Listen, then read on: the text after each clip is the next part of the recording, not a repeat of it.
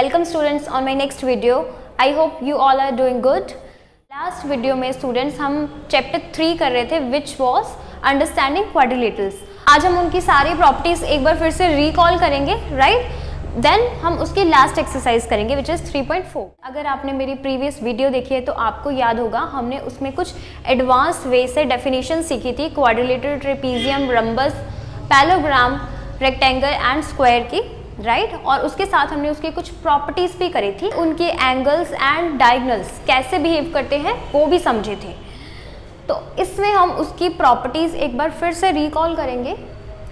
तो very first property है इसकी, the opposite sides of parallelogram are of equal length. अगर आपको याद होगा तो हमने पढ़ा था कि पैलोग्राम की, अगर हमारे पास एक पैलोग्राम है, इनकी जो ऑपोजिट साइड्स होती हैं वो इक्वल लेंथ की होती है। अगर ये 7 सेंटीमीटर है तो ये भी 7 होगी, अगर ये 3 है तो ये भी 3 होगी। नेक्स्ट में क्या कह रहा है वो, property number 2 is the opposite angles of parallelogram are of equal measure. जो पैलोग्राम के ऑपोजिट एंगल्स होते हैं स्टूडेंट्स वो इक्वल मेजरमेंट के होते हैं। फॉर एग्जाम्पल अगर हमारे पास ये एंगल है 60 डिग्री तो ये भी 60 होगा। एंड अनदर एग्जाम्पल, अगर हमारे पास ये एंगल है 120 लेट्स से, तो ये भी 120 ही होगा। प्रॉपर्टी 3 क्या कह रही है, 3 में लिखा है the adjacent angles in parallelogram are supplementary. This is important. Adjacent का मीनिंग क्या होता है, फॉर एग्जाम्पल हमारे पास ये दो साइड्स हैं तो ये जो साथ में कनेक्ट कर रही है ये एडजेसेंट है, राइट और ये वाले एंगल एडजेसेंट होंगे, ये वाला एंगल एंड ये वाला angle, these angles are adjacent. तो इसमें प्रॉपर्टी में क्या बोला गया, the adjacent angles in parallelogram are supplementary. It means ये वाला एंगल, ये जो लाइन इसके साथ एंगल बना रही है ये वाला, एंड ये लाइन जो एक्सटीरियर एंगल बनाएगी ये वाला, इनका जो सम होगा वो किसके इक्वल होगा, 180, which is definition of supplementary. आपको याद होगा हमने सप्लीमेंट्री की छोटी क्लासेस में डेफिनेशन पढ़ी थी। Coming to this next property which is 4, ये क्या कह रही है, the diagonals of a parallelogram are bisects each other. अब इनके डायगोनल्स कैसे बिहेव करते हैं, फॉर एग्जाम्पल हमारे पास एक पैलोग्राम है, हमने एक पैलोग्राम ड्रॉ करा, अब इसके डायगोनल कैसे बिहेव करते हैं, ये डायगोनल्स आपको पता है कौन से होते हैं, ये जो नॉन कंसेक्टिव पॉइंट से एक लाइन ज्वाइन करती है उसको डायगोनल कहते हैं। ये डेफिनेशन भी हम ऑलरेडी पढ़ चुके हैं। तो ये कैसे बिहेव करते हैं, the diagonals of a parallelogram are bisect each other. मैंने बाइसेक्ट का मीनिंग भी बहुत अच्छे से एक्सप्लेन करा है, वो क्या था, जब ये वाला डायगोनल इसको एंड इस एंगल को इक्वल पार्ट्स में डिवाइड करता है, इट मीन्स ये डायगोनल बाइसेक्ट कर रहा है, राइट अगर एक लाइन, सिंपली बाइसेक्ट का मीनिंग समझते हैं, अगर एक लाइन इस लाइन को बाइसेक्ट कर रही है तो अगर ये इक्वल पार्ट्स में डिवाइड हुआ दैट मीन्स ये बाइसेक्ट कर रहा है, राइट और ये लाइन ऐसे भी हो सकती है।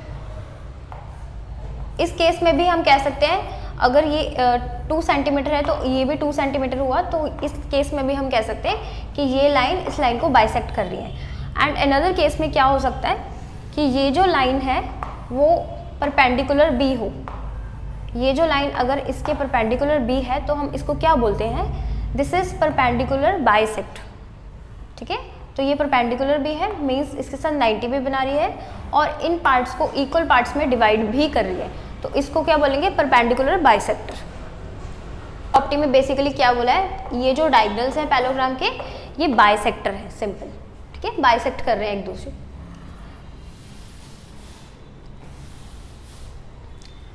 Now property number 5, the diagonals of a rhombus are perpendicular bisectors of one another.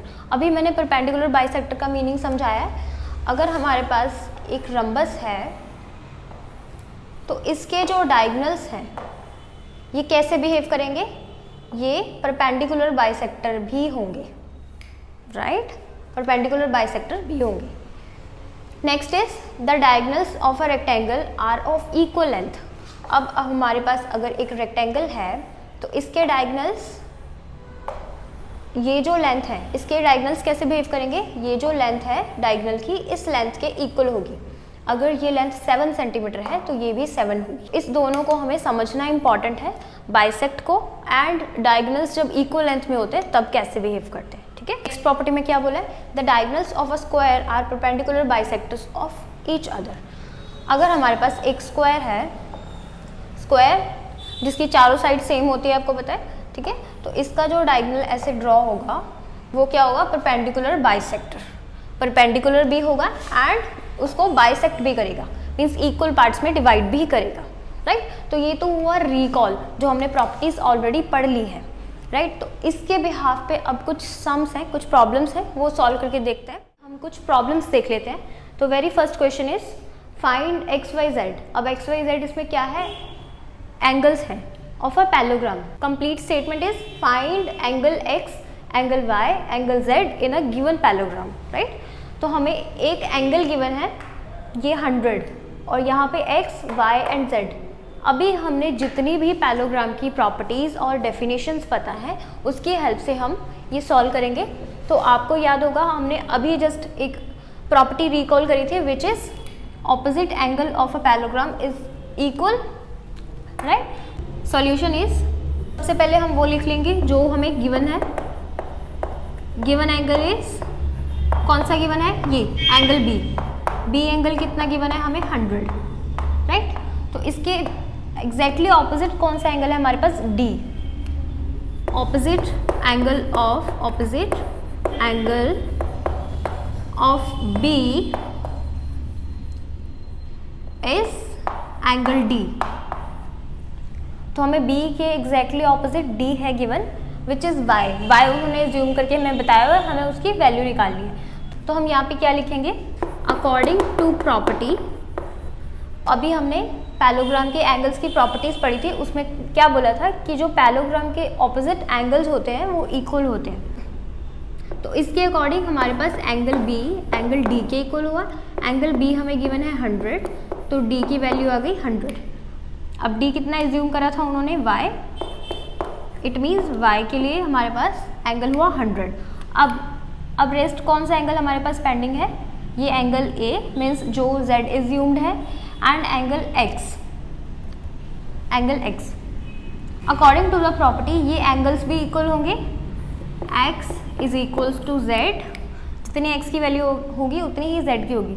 Now the thing is, हमें किसी ए की वैल्यू तो चाहिए, अब वो कैसे आएगी। अब अगर आपको स्टूडेंट्स याद होगा तो हमने एक और प्रॉपर्टी पढ़ी थी, एंगल सम प्रॉपर्टी, किसी क्वाड्रिलेटरल के लिए। Of course this is a quadrilateral, parallelogram quadrilateral है, तो हमने उसके लिए एंगल सम प्रॉपर्टी क्या पढ़ी थी, उसके लिए हमने फॉर्मूला करा था n-2 इंटू 180। ये इसमें n क्या था, number of sides. It means 4-2 करा हमने, 4-2 2 इंटू 180 360। इट मीन्स पैलोग्राम के लिए हमारे पास एंगल सम प्रॉपर्टी क्या हुई, 360। 360 का क्या मीनिंग है कि इसमें जितने भी एंगल्स हैं इनका सम कितना हुआ, 360। तो स्टूडेंट्स अब इसका रिलेशन बन सकता है, वो कैसे, ये देखो। अगर हमारे पास यहाँ पे आप लिखेंगे according to angle sum property, जो मैंने आपको अभी फॉर्मूला समझाया है, यहाँ पे आप इनको प्रूव करके दिखाएंगे। 180 इसको सॉल्व करेंगे तो ये 360 आ जाएगा, बिकॉज हमारे पास n कितना है इसमें, 4, नंबर ऑफ साइड्स 4 है, तो सॉल्व करा 360 हुआ। तो अभी इसमें जितने भी एंगल्स हैं उनको प्लस कर दो आप, 100। ये हमने फाइंड करना है x एंड ये है y। y हमने ऑलरेडी फाइंड कर लिया है, ये इसके इक्वल है, तो ये हुआ 100 प्लस ये z है 360, तो यही कंडीशन बनेगी।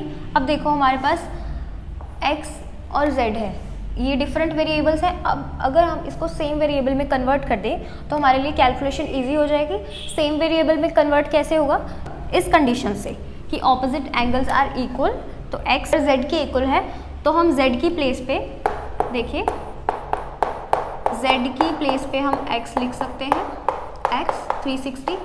अब हमने लीनियर इक्वेशन की कैलकुलेशन भी सीखी है, तो इसको x को हम प्लस कर सकते हैं, सेम वेरिएबल है, तो it will become 2x plus ये हो जाएगा 200 इज इक्वल्स टू 360।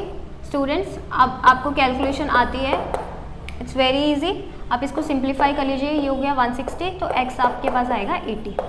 तो अब हमें x की वैल्यू मिल गई 80। अब अगर हम बोल रहे हैं x z के इक्वल है तो x 80 है तो z भी 80 होगा। Now you have all the angles which are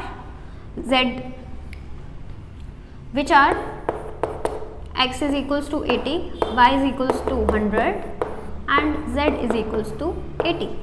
तो ये हुआ हमारा answer. Next question is RICE, बच्चों ये राइस नहीं है, RICE is rhombus, find length of diagonals. ये जो पॉइंट्स है इसके वर्टिसेस, इसको उन्होंने नेम कर दिया है RICE is a rhombus, RICE। ये जो गिवन फिगर है ये रंबस है, हमें इसमें सिंपली क्या फाइंड करना है, इसके डायगनल्स। अब स्टूडेंट्स हमें इसमें गिवन क्या है पहले वो देखते हैं। सबसे पहले हमें ये डायगनल ऑलरेडी मिले हुए हैं। ये जो इसका इंटरसेक्शन पॉइंट है O है, ये यहाँ से O से I की लेंथ हमें 5 सेंटीमीटर गिवन है एंड O से C की लेंथ हमें 12 सेंटीमीटर गिवन है, राइट। तो हमें ये दो वैल्यूज़ गिवन है, इसमें हमें बोला क्या गया है कि हमें डायगनल्स की लेंथ पता करनी है, find the length of diagonals. It mean हमें EI एंड RC फाइंड करनी है। अब इसके लिए स्टूडेंट्स प्रॉपर्टीज़ याद करिए, हमने कौन सी पढ़ी थी रंबस के लिए।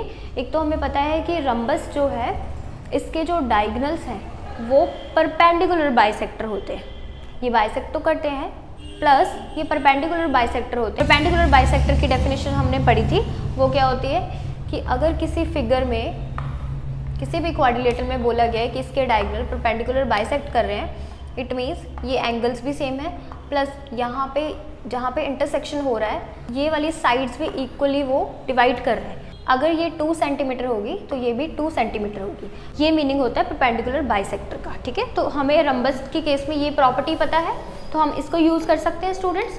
तो आइए इसके लिए सॉल्यूशन देख लेते हैं। तो सॉल्यूशन इज़, हमें पहले जो गिवन है वो लिख लेते हैं। हमारे पास गिवन है एक रंबस, गिवन रंबस वो क्या है RICE। अब इसके डायगनल्स गिवन है, डायगनल्स, एक डायगनल गिवन हमें EI एंड दूसरा गिवन है हमें RC। अब लेंथ किसकी गिवन है हमें, लेंथ गिवन है हमें OI की, OI मीन्स हाफ डायगनल की। ये डायगनल कंप्लीट है, इसके हाफ की लेंथ हमें गिवन है 5 सेंटीमीटर एंड लेंथ हमें एक और गिवन है विच इज़ OC, ये है 12 सेंटीमीटर। अब हमें कंप्लीट फाइंड करना है। तो स्टूडेंट्स मैंने अभी समझाया परपेंडिकुलर का क्या मीनिंग होता है, ये इसको इक्वल पार्ट में डिवाइड करता है। तो देखो अगर ये इक्वली इसको डिवाइड कर रहा है, इट मीन्स जितनी लेंथ OI की होगी उतनी ही OE की होगी, जितनी OI की लेंथ है उतनी ही OE की होगी। तो हम ये लिख सकते हैं OI, यहाँ पे आप लिख सकते हैं अकॉर्डिंग टू द प्रॉपर्टी किसकी, रंबस की। OI is equals to OE and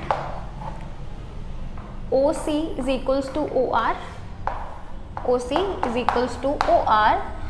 अब इसमें से देखो OI पता है हमें, OI कितना है हमारे पास 5, OI कितना है हमारे पास 5, तो इट मीन्स OE कितना हुआ 5 सेंटीमीटर। ऐसे ही इसमें हमें क्या पता है, OC पता है 12, OC 12 है तो OR भी 12 होगा, OR भी 12 सेंटीमीटर होगा। तो स्टूडेंट्स हमें इनके अब कंप्लीट, इसका हाफ तो पहले मालूम था, इसका भी पता चल गया, तो दोनों को ऐड करके हमें लेंथ पता चल जाएगी सिंपली। EI कैसे पता चलेगा, EI is equals to EO plus OI। इसकी लेंथ 5 है, इसकी अभी पता करी है हमने, इसकी अभी पता करी है 5 है और इसकी गिवन थी 5 विच इज़ 10 सेंटीमीटर। एक डायगनल आ गया हमारे पास 10 सेंटीमीटर एंड अनदर इज, अब RC फाइंड आउट करना है। RC के लिए हम लिख सकते हैं OC plus OR, OC plus OR, ये भी 12 है, हमने अभी फाइंड करी है क्योंकि ये दोनों इक्वल है 24 सेंटीमीटर। तो हमें दोनों डायगनल्स मिल गए, एक है 10 सेंटीमीटर दूसरा है 24 सेंटीमीटर। स्टूडेंट्स ऐसे सम को सॉल्व करने के लिए इसका जो मेन पॉइंट है वो यही है कि इसमें आपको सभी प्रॉपर्टीज़ अच्छे से लर्न होनी चाहिए। ऐसी क्वाड्रिलेटरल्स की आपको डेफिनेशंस, प्रॉपर्टीज़ एंड इसके एंगल, डायगोनल्स कैसे बिहेव करते हैं वो आपको अच्छे से क्लियर होने चाहिए, तभी आप इसके रिक्वायर्ड सम में जो भी इसका रिक्वायर्ड प्रॉपर्टी होगा वो आप अच्छे से अप्लाई कर पाएंगे। राइट स्टूडेंट्स, आइए नेक्स्ट एक्सरसाइज देखते हैं 3.4। Now coming to last exercise of this chapter which is 3.4। अब इसमें स्टूडेंट्स ये एक पैटर्न देखो, एक फ्लो चार्ट जो मैंने आपको अपनी पिछली वीडियो में समझाया था।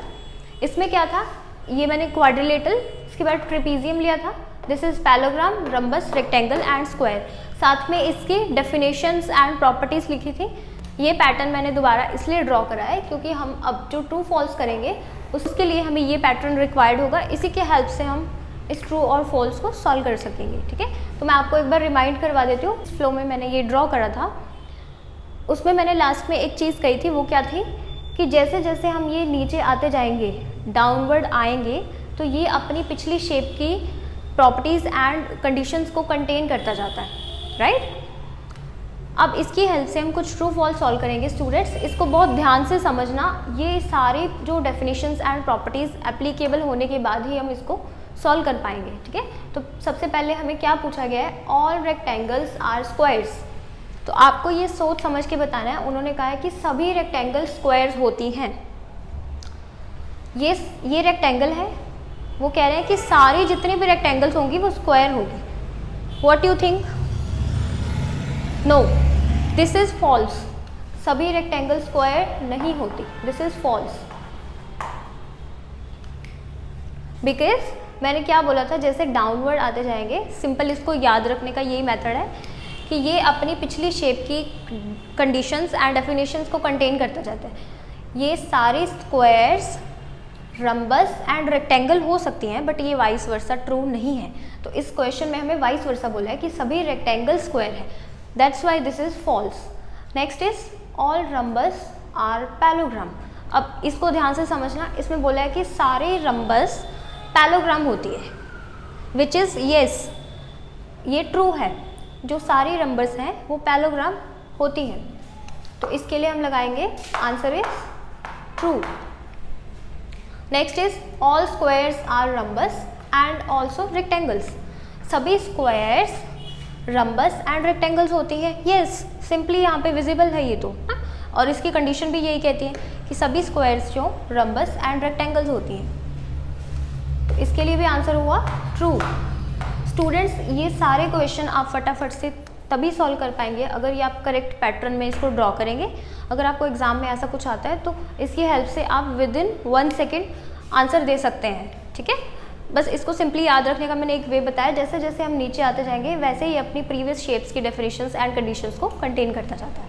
राइट, तो next is all squares are not parallelogram. अब इसमें उन्होंने उल्टा पूछ लिया कि सभी स्क्वायर्स पैलोग्राम नहीं होती, बट इसके अकॉर्डिंग क्या ये विजिबल हो रहा है कि सारी स्क्वायर्स पैलोग्राम होती हैं, दिस इज पैलोग्राम। सारी स्क्वायर्स पैलोग्राम होती हैं, बट यहाँ पे बोला है नो, तो इट मीन्स ये आंसर हुआ इसका false. All squares are not parallelogram, इसके लिए आंसर हुआ false. Next is all parallelograms are trapezium. अब ये पैलोग्राम है, ये ट्रेपीजियम है, सभी पैलोग्राम ट्रेपीजियम तो होती हैं, बट सभी ट्रेपीजियम पैलोग्राम नहीं होती, vice versa, this is not true. तो इसके लिए आंसर हुआ ट्रू। ठीक है, all parallelograms are trapezium. Last is all squares are trapezium. सभी स्क्वायर्स ट्रेपीजियम भी होती हैं, येस, ट्रू। राइट, तो ऐसे n नंबर ऑफ अगर आपके पास क्वेश्चंस भी आ जाएं जिसमें आपको ट्रू और फॉल्स बताना है with the help of their conditions and properties, तो आप फटाफट से इस फ्लो चार्ट की हेल्प से इसका आंसर दे सकते हैं। ठीक है, बट इसमें बात ये याद रखनी है आपको, ये जो शेप्स आप ड्रॉ कर रहे हैं ये प्रॉपर इसी पैटर्न में ही ड्रॉ करें।